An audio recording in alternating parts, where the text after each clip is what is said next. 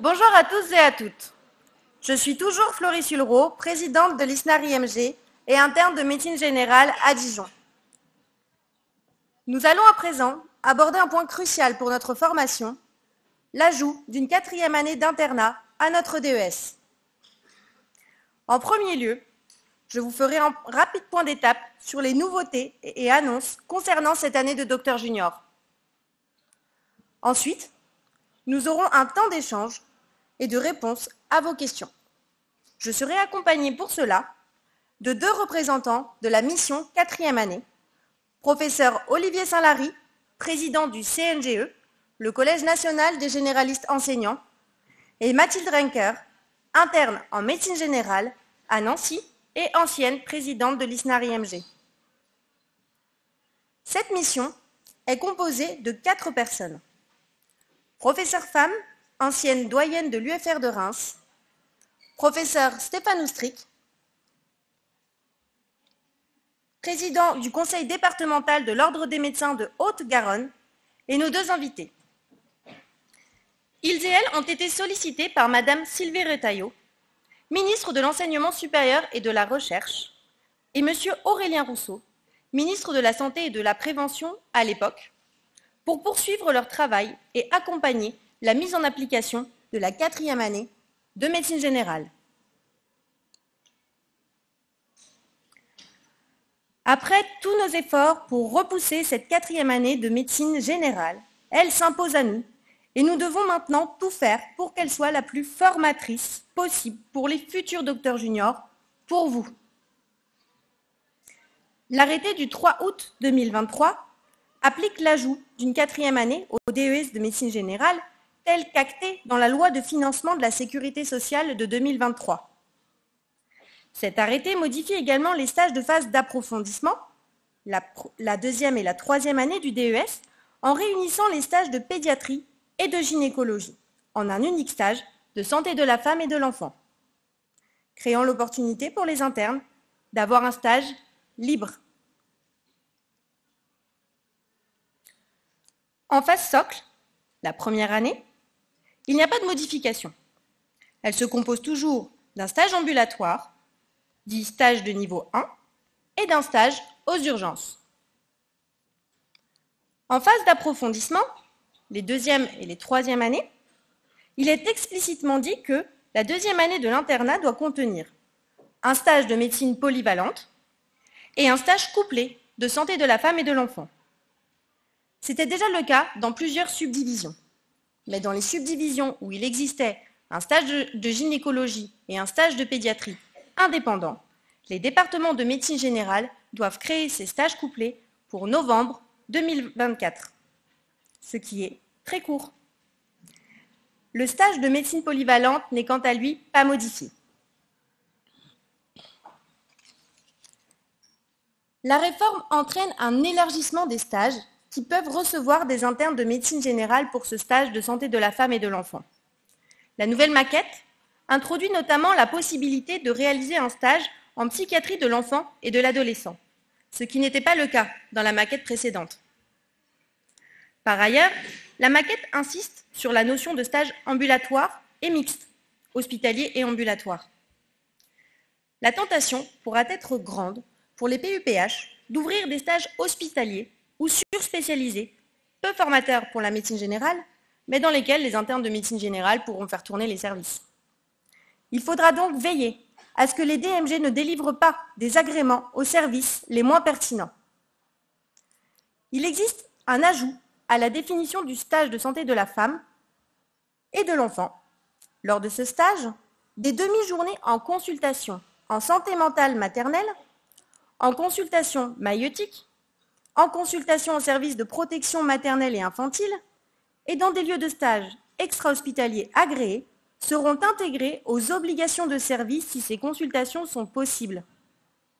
Non seulement l'arrêté prévoit que si les consultations sont possibles, il sera obligatoire de les intégrer, mais aussi que ces consultations doivent être intégrées dans les 8 demi-journées de travail hebdomadaires, alors qu'on ne compte plus les stages dans lesquels les internes de médecine générale sont invités à venir en consultation sur leur jour de repos.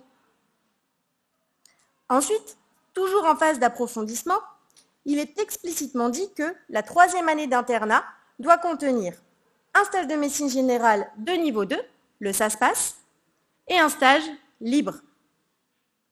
Le SASPAS n'est pas modifié. Le stage libre correspond en substance à tout stage que votre département de médecine générale considère comme pertinent dans la maquette de médecine générale.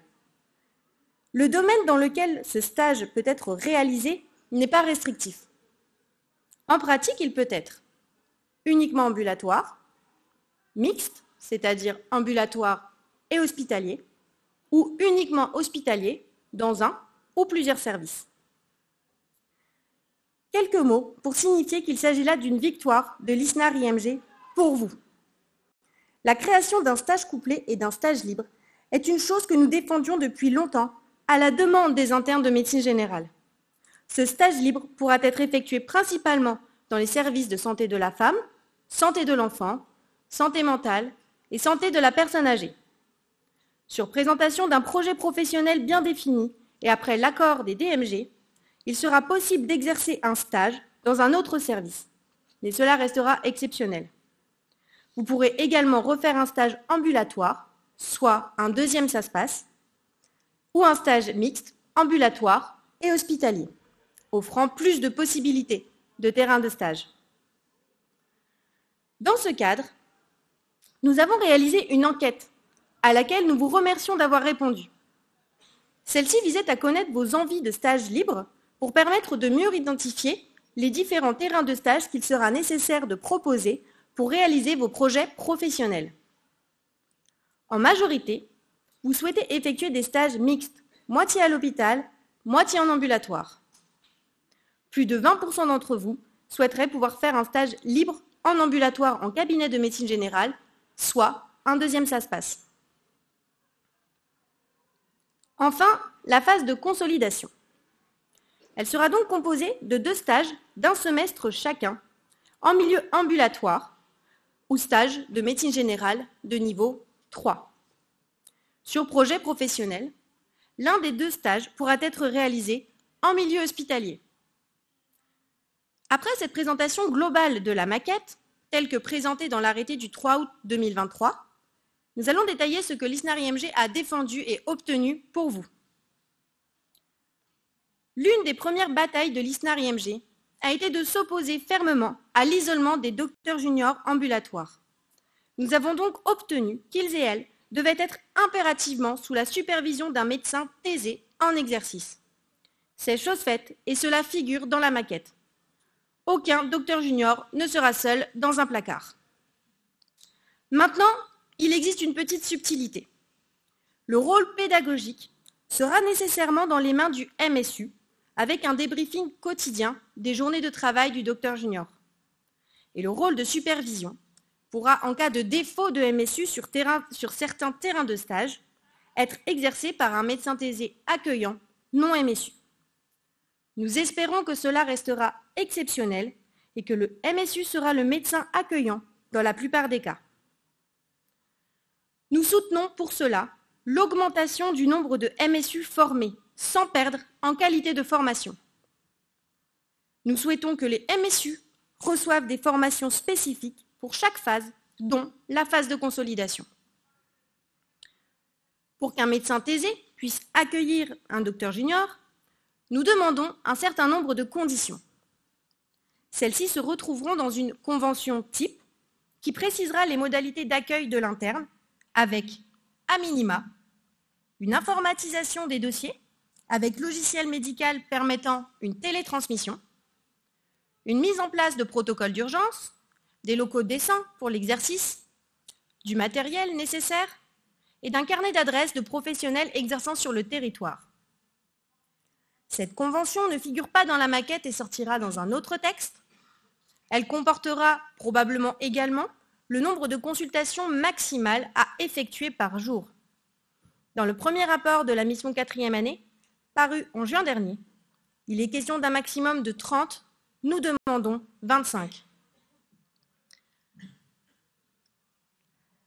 L'ISNAR-IMG a également réussi à faire inscrire dans la maquette que l'année de docteur junior soit bien constituée de 2 semestres distincts, donc 2 stages de 6 mois, avec possible reconduction du premier si et seulement si les parties sont d'accord, autrement dit le docteur junior et le MSU.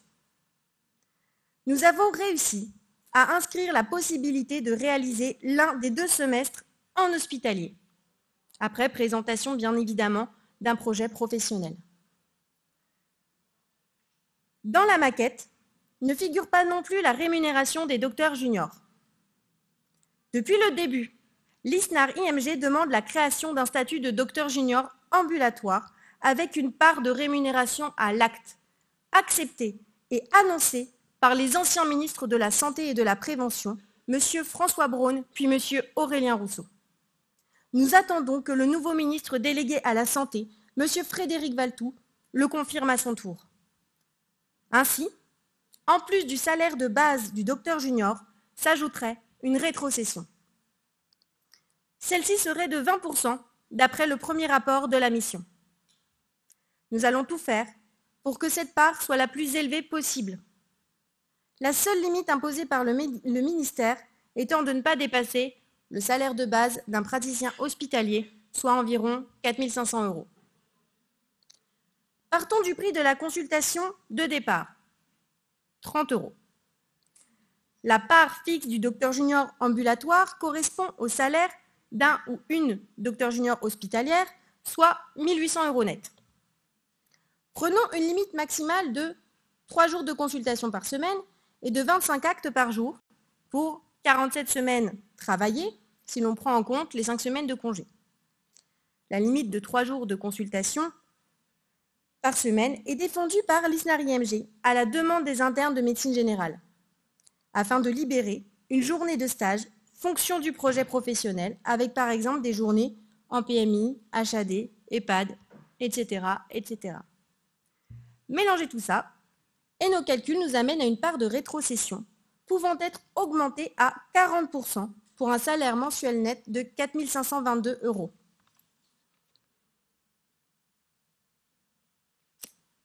Pour finir sur cette maquette, il ne figure pas l'obligation pour les docteurs juniors de participer à la permanence des soins ambulatoires, c'est-à-dire d'effectuer des gardes en milieu ambulatoire, donc hors des services hospitaliers. Cependant, selon les annonces du Premier ministre, M. Gabriel Attal, elle va sans doute le devenir pour l'ensemble des médecins libéraux. Nous nous y opposerons, bien évidemment, avec force. D'autant plus qu'à ce jour, aucun cadre légal ne définit la PDSA et donc, de facto, des DJA. Tout doit être créé, de la rémunération à la supervision. L'ISNAR-IMG défend une PDSA sur la base du volontariat, comptabilisée dans le temps de travail et sous supervision indirecte d'un senior pouvant être contacté à tout moment. Autre sujet, et pas des moindres, le passage de la thèse en 3 ans. En effet, la création d'une année de docteur junior impose de facto le passage de la thèse en amont de cette année. Nous sommes inquiets du délai imposé en 3 ans. À ce jour, les internes de médecine générale disposent d'un délai de 6 ans pour passer leur thèse, non pas par manque de volonté, mais à cause d'un manque d'enseignants et enseignantes pour encadrer les thèses. Le ratio interne-enseignant est le plus faible de toutes les spécialités, ce qui explique ce délai accordé. Passer de 6 à 3 ans le délai paraît infaisable. Nous demandons donc une dérogation pour allonger ce délai. Nous n'avons toujours pas de texte à ce jour, mais conservons l'espoir de le voir arriver rapidement. Enfin, concernant l'enseignement pendant la 4e année de médecine générale, nous avons demandé que les demi-journées de formation puissent être réalisées en distanciel et qu'elles soient délocalisées. Nous avons également demandé que la formation hors stage comprenne des formations à la gestion du cabinet et à la gestion administrative de l'exercice ambulatoire. Ceci figure dans la maquette. Je vous remercie pour votre attention et vous invite à poser toutes vos questions.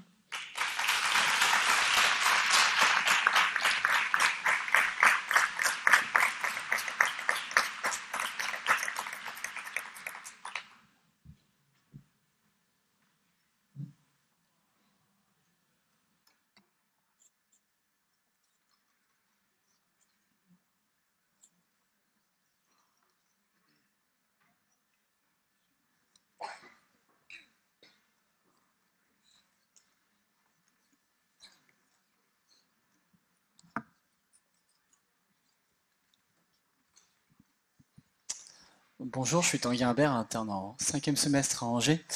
J'avais une question pour le professeur Sanary par rapport à l'encadrement. Si l'interne est encadré par un médecin qui n'est pas MSU, quelles seraient les différences d'encadrement entre ce médecin accueillant et par rapport à un MSU classique? Sachant que et aussi, est-ce que ce médecin accueillant aurait une formation? Enfin, est-ce qu'il y a quelque chose qui a été prévu par les DMG par rapport à ça? Merci beaucoup.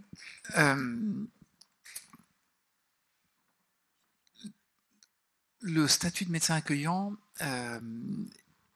est né du fait que il était possible que pour la promotion là, qui est en T1, et je pense que vous êtes assez nombreux en face socle dans la salle, on n'est pas nécessairement des MSU partout, et aussi parce que la fonction de médecin accueillant, elle peut peut-être intéresser des médecins qui sont plutôt en fin de carrière, qui ont un local de disponible, qui ont envie d'accompagner quelqu'un, mais qui sont un peu allergiques ou un peu réticents à l'idée de se former complètement à la pédagogie. Et l'idée, c'est de pouvoir peut-être les accompagner dans deux objectifs. Le premier, c'est soit de faire en sorte que le docteur junior s'associe ou prenne la relève du médecin accueillant. Ou le deuxième objectif, c'est que finalement ce soit un petit pied dans la porte avant la maîtrise de stage complète et que le médecin accueillant découvre ce que c'est que finalement être au contact de jeunes collègues, que ça lui plaise et qu'il aille plus loin. Donc c'est vraiment dans ce cadre-là qui est assez limité et on ne souhaite pas faire je veux dire, aller les docteurs juniors chez les médecins accueillants qui ne seraient pas formés, c'est vraiment pas ça l'idée. Donc l'idée c'est un, que ce soit plutôt une exception, deux, que ces exceptions elles soient plutôt sur ces deux modèles proposés. Et après, pour en revenir plus précisément à ta question, notre souhait c'est qu'effectivement ils reçoivent quand même une formation probablement beaucoup plus légère qu'une formation complète d'un MSU, qui vont peut-être pas avoir le même niveau de granularité sur la formation à la pédagogie, mais par contre qu'il ait au moins une connaissance des textes réglementaires qui encadrent le statut de docteur junior et qu'il ait à l'esprit l'ensemble des dispositions pour mettre le docteur junior en sécurité, qui signe une convention avec le matériel nécessaire, qui soit joignable et à proximité, qui sécurise finalement l'activité du docteur junior, mais qui ne soit pas nécessairement le superviseur pédagogique de son activité.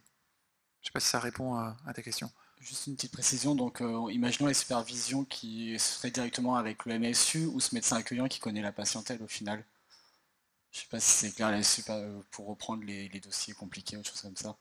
Ouais, c'est toujours le point. Alors c'est un point qui est beaucoup discuté avec les DMG, voilà, parce que dès qu'on crée quelque chose de nouveau, évidemment, il y a toutes sortes de zones un peu inconnues qui arrivent. Le, euh, Dans la conception du modèle, le médecin accueillant, il est vraiment là pour sécuriser, mettre à disposition et être là en cas de problème. La partie plus pédagogique, formation, elle serait plus attribuée au MSU. Après, dans la vraie vie, et c'est ce qu'on discute très bien avec tous les collègues des DMG, il est naturel que lorsque le binôme médecin accueillant docteur junior se passe bien, le docteur junior ne va pas s'interdire de poser des questions de prise en charge aux médecins accueillants, et on imagine qu'assez naturellement, on va encourager les médecins accueillants à aller dans ce rôle-là, surtout si on se dit que c'est dans une optique de mettre un pied dans la porte avant de devenir MSU. La transmission progressive vers la maîtrise de stage complète serait à ce moment-là d'autant plus naturelle, donc évidemment on ne va pas l'interdire. Merci.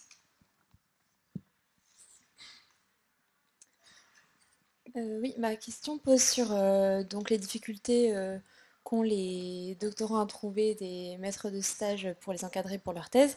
Euh, à Nantes, on met certaines choses en place comme des logiciels de matching pour que les maîtres de stage se retrouvent sur certains thèmes avec des potentiels doctorants.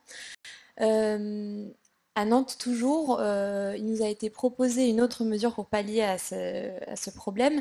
C'était un engagement moral entre le MSU potentiel directeur de thèse et l'interne qui serait dirigé. Un engagement de remplacement de 2 semaines euh, en échange comme encouragement pour diriger la thèse. Euh, l'engagement serait de remplacer le maître de stage dans les clous, c'est-à-dire d'un remplacement, mais un engagement moral de le remplacer pour 2 semaines, je cite, de vacances. Donc ça a été de la part du CNGE local. Donc je ne sais pas si vous voulez réagir par rapport à ça. Alors ce que je peux te dire, c'est qu'il y a un groupe de travail national qui planche, alors probablement avec les idées nantaises, puis avec les idées de tous les DMG, pour essayer de voir tout ce qui peut être fait pour faciliter la soutenance de thèse. Il y a quelques éléments qui sont importants à rappeler, c'est les éléments réglementaires sur la soutenance de thèse, notamment sur la composition des jurys. Parfois, certaines facultés imposent des compositions de jury peut-être un peu plus exigeantes que ce que nécessitent les textes. Et donc peut-être ça serait important de faire un rappel à la règle à tous pour ne pas se compliquer la vie. Certaines facultés exigent également que les thèses soient soutenues que dans une salle de soutenance de thèse, ce qui parfois crée un embouteillage. Donc il y a peut-être un peu de liberté à retrouver aussi à ce niveau-là. Voilà. Peut-être que nous, au niveau des DMG, on a la nécessité aussi de s'interroger sur le niveau d'exigence demandé pour chacune des thèses. La thèse, c'est vraiment un parcours initiatique à la recherche, et ça doit probablement le rester, parce que ça permet vraiment de se forger un esprit critique sur la littérature scientifique. Mais peut-être qu'il faut aussi bien intégrer les contraintes de temps qui vont s'imposer à vous, et pas avoir des demandes qui soient pas réalistes. Donc là-dessus, il y a encore une fois un groupe de travail qui planche. Et puis, l'autre point qui est capital, et l'exemple nantais est une des manières peut-être d'encourager ça, mais c'est de recruter des directeurs de thèse beaucoup plus massivement. Et on avait, lors de la mission numéro 1, demandé qu'il y ait des formations qui sont indemnisées pour les MSU pour pouvoir devenir directeur de thèse. Pour l'instant, on est toujours un petit peu en attente des retours ministériels sur le sujet, mais il nous semble que c'est vraiment important de pouvoir former plus de MSU à devenir directeur de thèse. On avait également proposé que le directeur de thèse, lorsqu'il n'a pas de fonction facultaire, qu'il n'est pas CCU, MCU ou prof, et que ça ne fait pas partie de ses fonctions, enfin voilà, vraiment que c'est pas inhérent à sa fonction, qu'il puisse y avoir une indemnité pour encadrer une thèse, parce que ça prend beaucoup de temps, et quand le maître de stage n'est que maître de stage, ben, ça prend beaucoup de temps au détriment de ses consultations, et donc peut-être que ça pourrait être quelque chose à creuser. Pour l'instant, voilà, les demandes ont été faites, on est en attente de réponse. Après, si je peux rebondir, je pense qu'il y a d'autres alternatives pour faciliter la recherche des directeurs de thèse avant de passer à... Parce que ça s'apparente un petit peu à du chantage, ce que tu décris quand même. Du coup, je ne suis pas persuadée que ce soit la meilleure solution pour trouver des directeurs et directrices de thèse, mais il y a pas mal d'exemples dans certaines villes qui peuvent être apportés à Nantes. Hein. Je crois que c'est à Saint-Étienne, tu me corrigeras si je me trompe, qui adopte un directeur de thèse où en fait il y a un pool qui est créé avec des directeurs qui proposent des sujets qui les intéressent, et les internes peuvent aller choisir comme ça dans un pool de thèse. Ça peut être des solutions. Mais effectivement, je ne suis pas infiniment persuadée que le chantage au remplacement soit une bonne solution.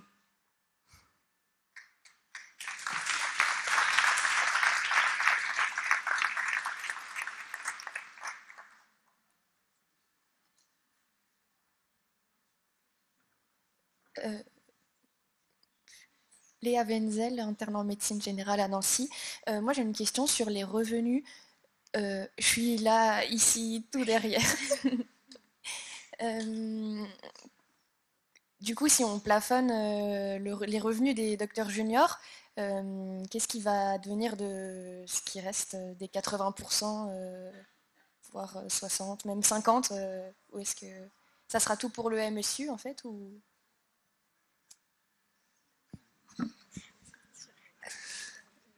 Eh bien, pour l'instant, nous ne savons pas, parce que ça fait partie des choses qui sont demandées à la mission numéro 2. Donc les différents scénarios envisageables sont en train d'être discutés, et il faut qu'on rencontre, il ne vous a pas échappé qu'on a changé un peu régulièrement de ministre et de cabinet récemment, donc même si on imagine qu'il va y avoir une continuité de l'État, pour l'instant le cabinet du nouveau ministre n'est pas encore complètement constitué. Voilà, donc on doit le rencontrer prochainement et évoquer l'ensemble des scénarios possibles. Il est certain que le fait d'accueillir un docteur junior, ça a un coût, hein, enfin de mise à disposition de mobilier, de secrétariat, tout ça, donc il faut que le modèle économique permette de l'encaisser.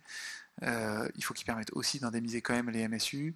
Après, est-ce que c'est effectivement à quel niveau, 50, 60, 70%, sur quel nombre d'actes maximum, sur quelle modalité et éventuellement reversion d'un surplus, tout ça, les hypothèses sont posées mais doivent être discutées avec les cabinets ministériels pour être choisis. Et du coup, si les MSU sont par exemple plus rémunérés que pour un stage ça se passe ou quelque chose comme ça, est-ce que c'est pas vers une dérive de du coup prendre des docteurs juniors et plus prendre de niveau socle ou Je peux... vas-y.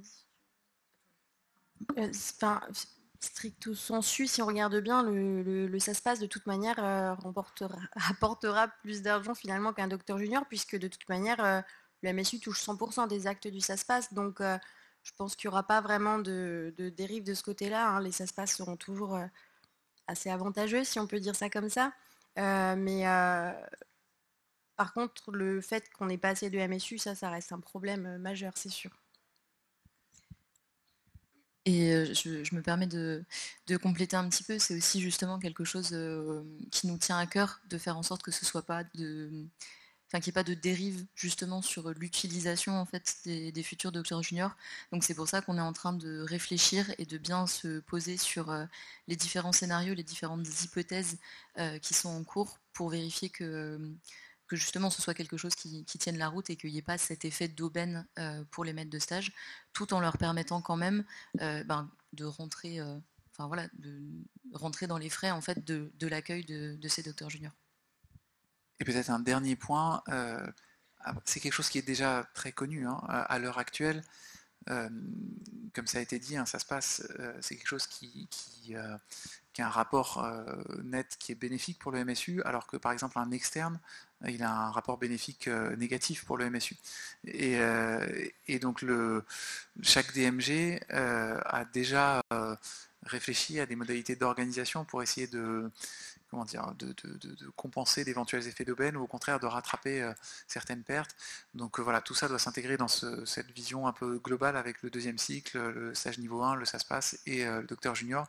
Mais comme l'a très justement dit Mathilde, il faut qu'on trouve le juste équilibre pour à la fois éviter les effets d'aubaine financiers et en même temps garder la maîtrise de stage docteur junior attractive parce qu'on va avoir besoin d'en recruter beaucoup en peu de temps.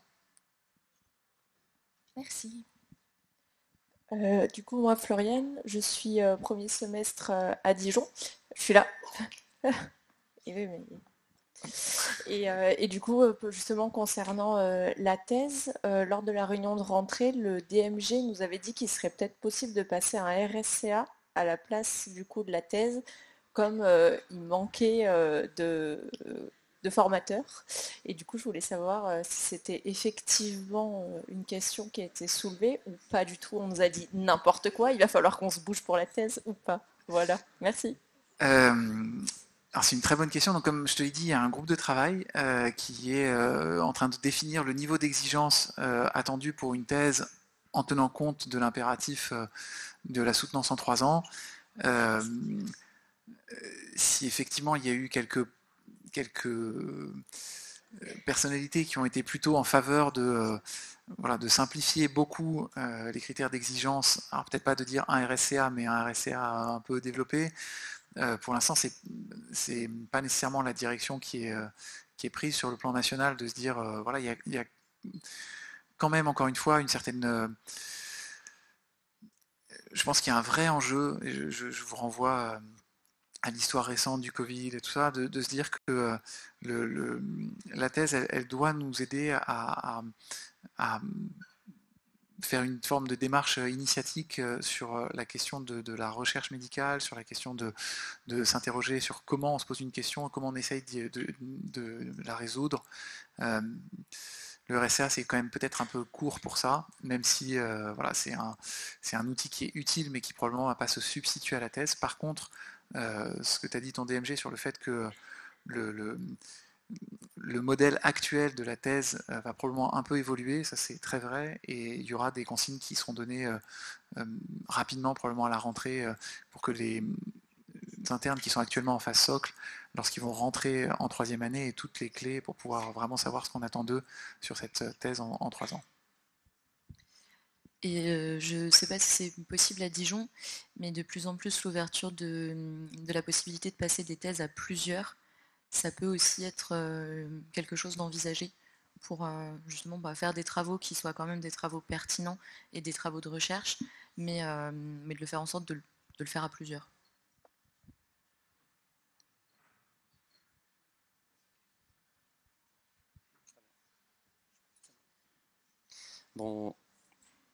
Bonjour, Jordan, interne en premier semestre à Poitiers. Moi, je me posais la question aussi au niveau des patients, parce que d'après ce que j'ai compris sur la 4e année, c'est 6 mois d'ambu au départ, reconductible si accord de l'interne et du MSU.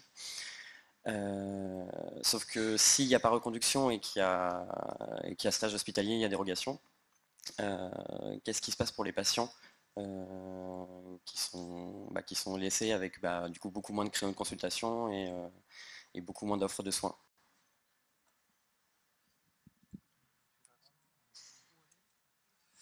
Le lieu de stage, si jamais il n'y a pas de reconduction, va être reproposé au choix. Et donc normalement, il n'y a pas de raison qu'un lieu de stage, alors sous réserve que le lieu de stage se passe bien, hein, qu'il soit formateur et que son accréditation soit reconduite, mais il n'y a pas de raison si le docteur junior décide de ne pas reconduire, il y aura un autre docteur junior qui va arriver au semestre d'après. Okay. Donc il y a possibilité que la dérogation en fait elle se fasse sur le premier semestre pour le stage hospitalier, parce que le problème c'est que si on fait tous notre stage en but les 6 premiers mois, ceux qui vont partir en dérogation ils vont forcément laisser des terrains de stage vacants. Alors le stage hospitalier il n'est pas nécessairement en 2e semestre, hein. Il peut très bien, il est en phase de consolidation, mais il peut être en 1er ou 2e semestre. Et justement je pense que tout l'enjeu aussi de présenter le projet professionnel au DMG, c'est d'essayer d'anticiper les choses le plus en amont possible pour éviter cet effet fuite au 2e semestre et terrain de stage laissé vacant, tout ça. Donc c'est essayer d'anticiper les choses pour répartir au mieux les terrains de stage pour que on va pas avoir le luxe de laisser énormément de terrains de stage vacants en phase de consolidation. Donc il va falloir l'anticiper au maximum. En plus de ça, il y aura aussi probablement tous les docteurs juniors et internes qui sont décalés d'un semestre, qui du coup ne seront pas qui seront pas premier semestre novembre, 2e semestre mai, mais qui vont commencer leur docteur junior en mai et qui du coup n'auront pas forcément la même temporalité. Donc c'est vrai qu'on peut imaginer que le tuilage sera assez logique.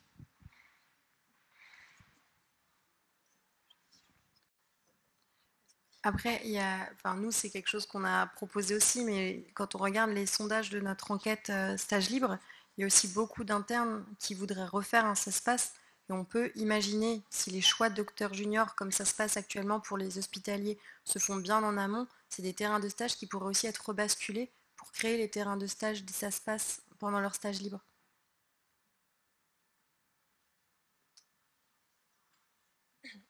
Bonjour, je suis Sarah, interne en phase socle à Nancy. J'avais une question parce que là finalement on parle de beaucoup d'hypothèses, de solutions à mettre en place. C'est quand même quelque chose qui est dans finalement presque 2 ans et demi.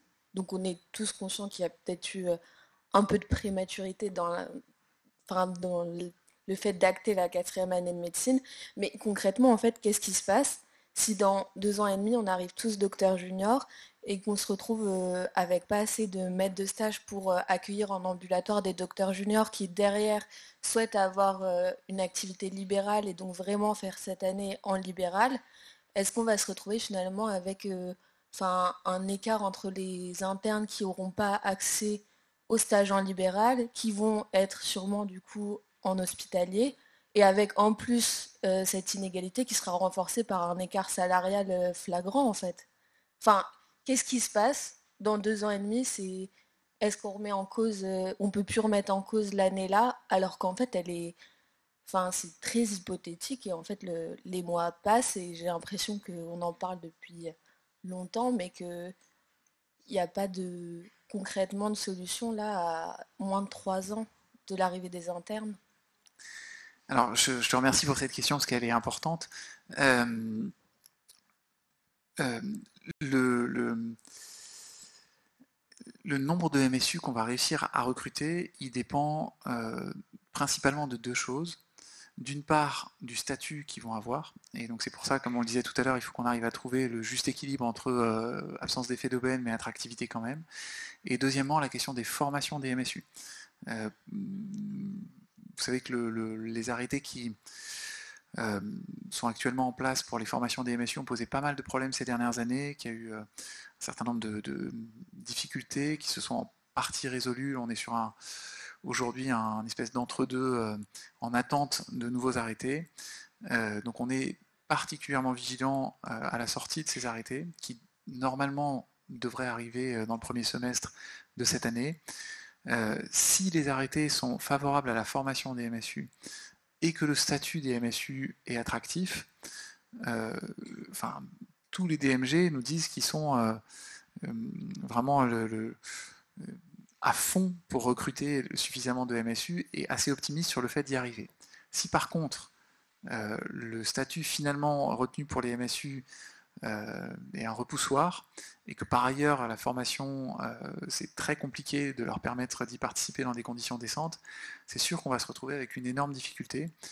Moi je suis d'un naturel optimiste et donc je préfère penser qu'on va être dans l'hypothèse numéro 1, mais c'est dans les tout prochains mois qu'on va le savoir. Donc pour l'instant c'est un peu tôt pour répondre à ta question. Voilà, si les choses se goupillent bien, j'ai pas de doute que la volonté dans les DMG et les collèges de recruter les MSU est extrêmement forte, mais il faut que les moyens leur soient donnés pour permettre de le faire.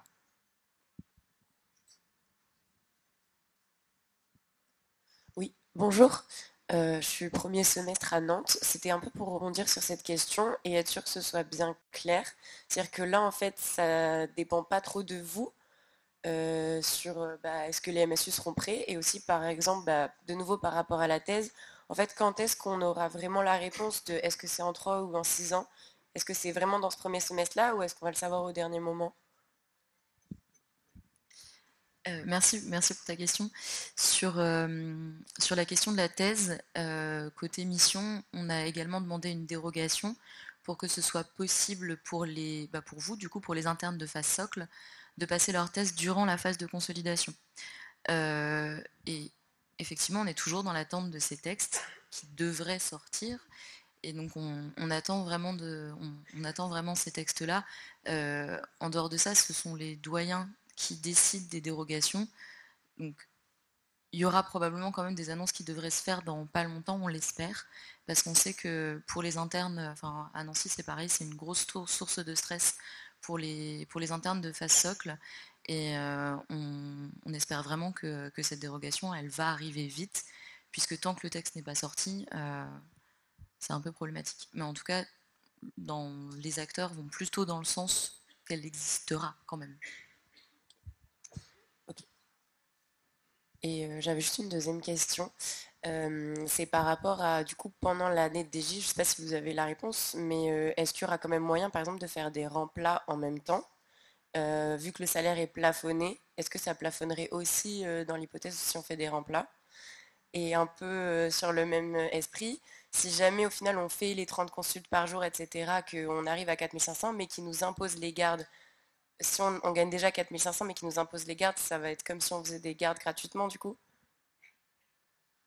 Alors, si je peux répondre à ta question, sur le salaire de base du UPH, il n'y a pas les gardes non plus qui sont comprises dedans. Il n'est pas question pour le moment de comprendre les gardes, en tout cas dans le salaire de l'interne et dans la limite qui a été fixée.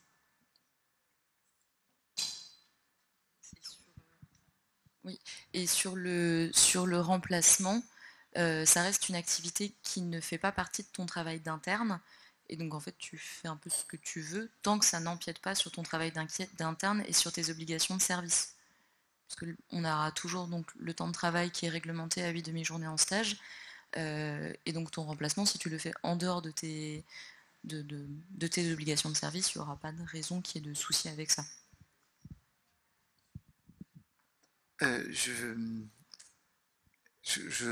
Comment dire, je veux je veux pas jeter une vague de froid sur cette assemblée, mais je voudrais pas non plus, parce que dans la manière dont tu as posé la question, j'ai eu l'impression de percevoir, mais peut-être que je me trompe, j'espère, que les 4500 € étaient une espèce d'acquis gagné définitivement. Ça a été rappelé, François Braun s'était prononcé là-dessus. Normalement, il existe une forme de continuité de l'État, mais pour l'instant, on n'a pas de prise de parole officielle des ministres nouveaux là-dessus. Donc nous, on avait fait des recommandations dans le cadre du premier rapport. On va affiner les choses dans le cadre du deuxième. Il ne vous a pas échappé que certains acteurs ne sont pas des plus favorables à ce que la médecine générale puisse avoir un statut attractif de docteur junior.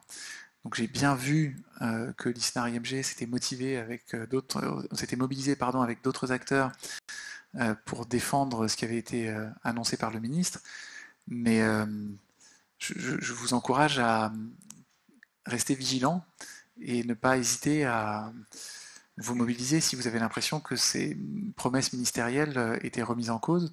Pour l'instant, au nom de la mission, encore une fois, on n'a pas rencontré les nouveaux cabinets et je ne suis pas certain que les arbitrages soient définitifs.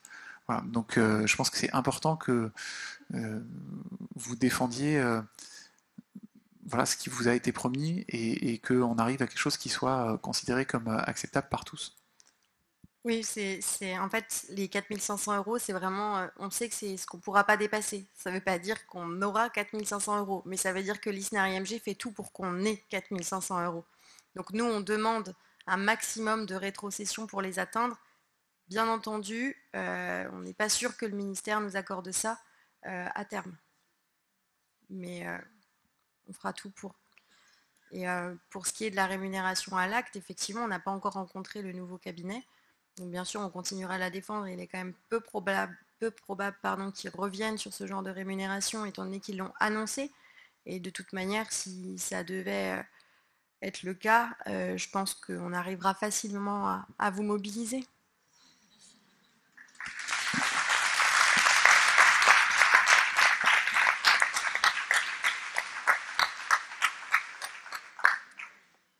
De nouveau, Tanguy Humbert.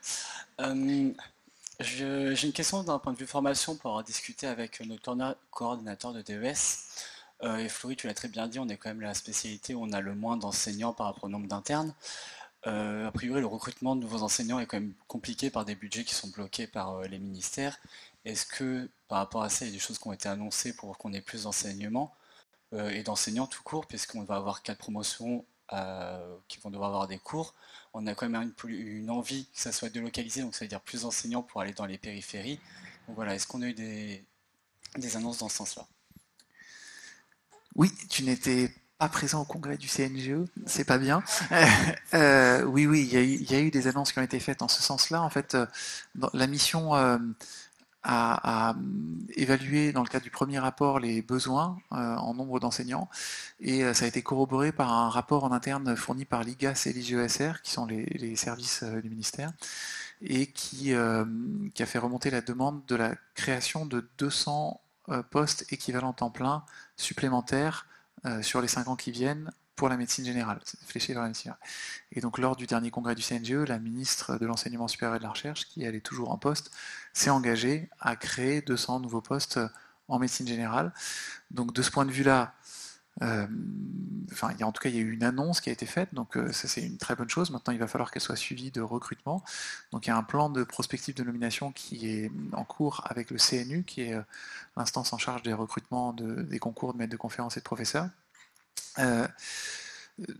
Pour que ça fonctionne, il faut aussi que le vivier des jeunes et donc des futurs maîtres de conf et professeurs se développe, et donc que les postes de chef de clinique soient aussi plus dotés. Ça, c'était peut-être un peu moins clair dans les annonces de la ministre, donc c'est important qu'on suive ça de près.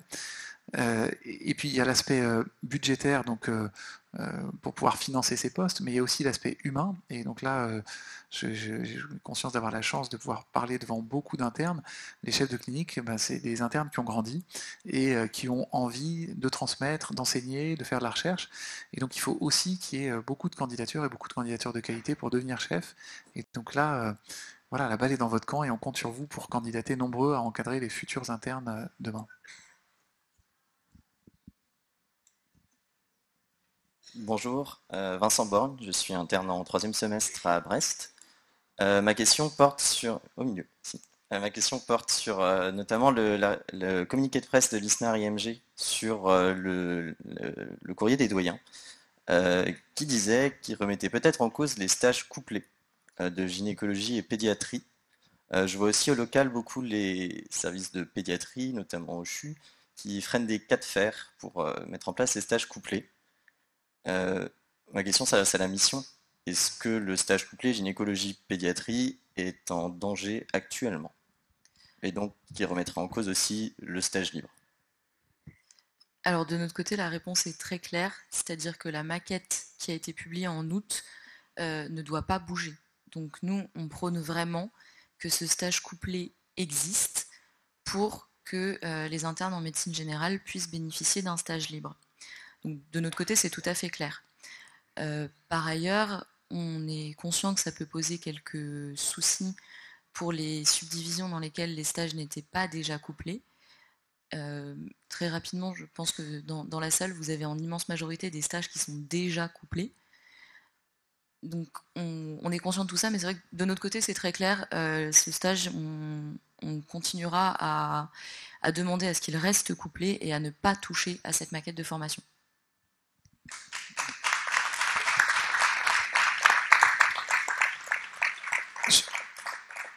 Juste pour compléter, je suis complètement d'accord avec Mathilde et rajouter peut-être 2 éléments. Un, ce stage-là, sur les auditions qu'on a fait lors de la première mission, enfin cette maquette-là et ces stages-là, ça a été extrêmement consensuel. C'est-à-dire qu'effectivement, il y a une spécialité qui fait part de ses difficultés et il faut qu'on voit comment l'accompagner, mais il ne faudrait pas que ça fasse oublier que toutes les autres spécialités, lors de l'audition, et je le dis très clairement devant vous, la conférence des doyens qu'on a auditionnée dans la première mission et la deuxième mission, la conférence des doyens s'était positionnée lors de la première audition pour cette solution, parce que c'est la plus pragmatique et c'est la seule qui permet d'avoir un stage libre. Et puis c'est celle qui est déjà en place dans plus de 20 subdivisions déjà aujourd'hui. Et par ailleurs, moi j'entends bien vos craintes réitérées sur ça arrive bientôt, est-ce qu'on a assez de maîtres de stage, est-ce que tout est prêt, tout ça. Je veux dire, s'il y a bien une chose qui va nous faire perdre un temps fou et qui va nous rendre pas prêts dans les temps, c'est de retoucher à la maquette alors qu'elle est extrêmement consensuelle. Donc on vous le dit, il y a beaucoup de choses qu'on ne peut pas vous dire sur ce qu'on va écrire sur le deuxième rapport, parce que voilà, il faut le finaliser, il faut rencontrer les cabinets, tout ça, mais sur ce point-là, on vous le dit vraiment avec force, on va demander à ce que la maquette ne bouge pas.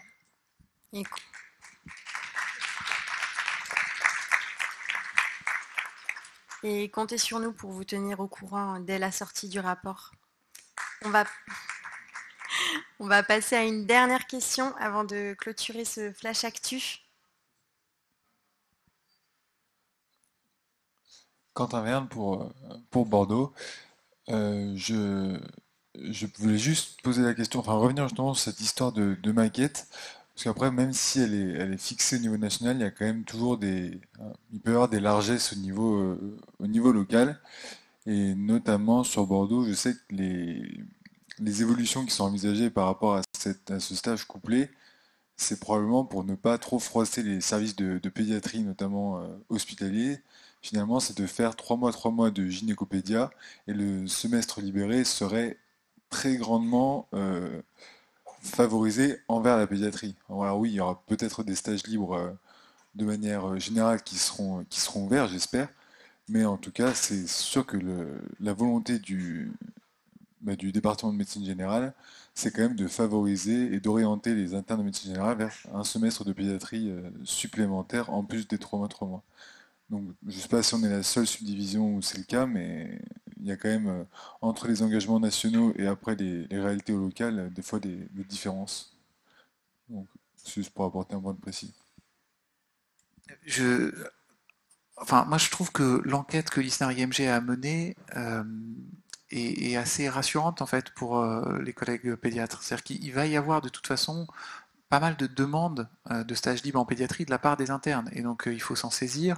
Et alors il va y avoir un certain nombre de demandes de pédiatrie hospitalière, et puis il va y avoir beaucoup de demandes probablement en stage mixte avec la santé de l'enfant. Donc il faut qu'on construise ça intelligemment. Je pense que, comment dire, la manière dont tu l'as présenté, comme si le truc était un peu cadenassé en stage libre, ou de toute façon ils seraient envoyés en pédiatrie parce qu'ils ont besoin de main d'œuvre et tout ça, probablement c'est pas la manière qu'on va privilégier pour essayer d'avancer. Par contre,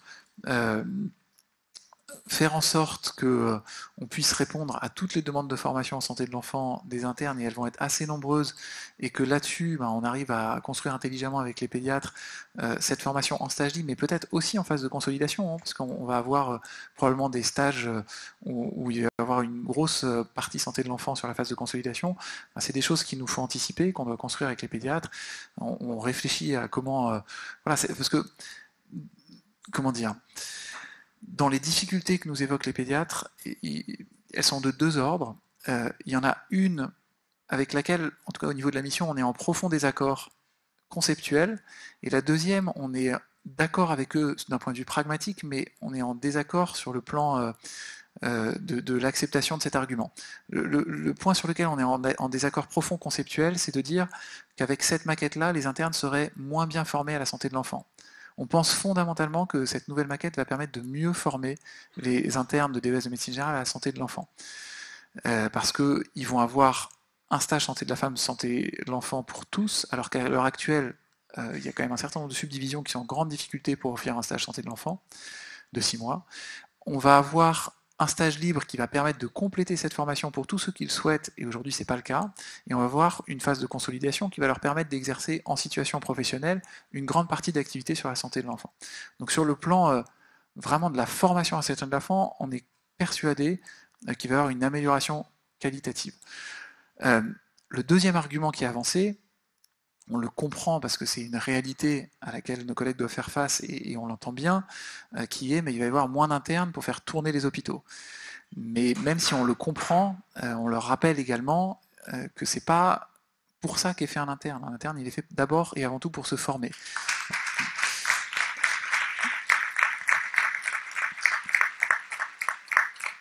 Donc après, charge à nous de discuter intelligemment avec les collègues pédiatres, et c'est ce qu'on essaye de faire. Il y a un groupe qui s'est monté pour travailler avec eux, pour voir comment effectivement on peut, au travers de cette nouvelle maquette, mettre aucune spécialité en difficulté, mais notre objectif c'est avant tout de vous former le mieux possible, et j'espère que cette maquette va le permettre. Voilà.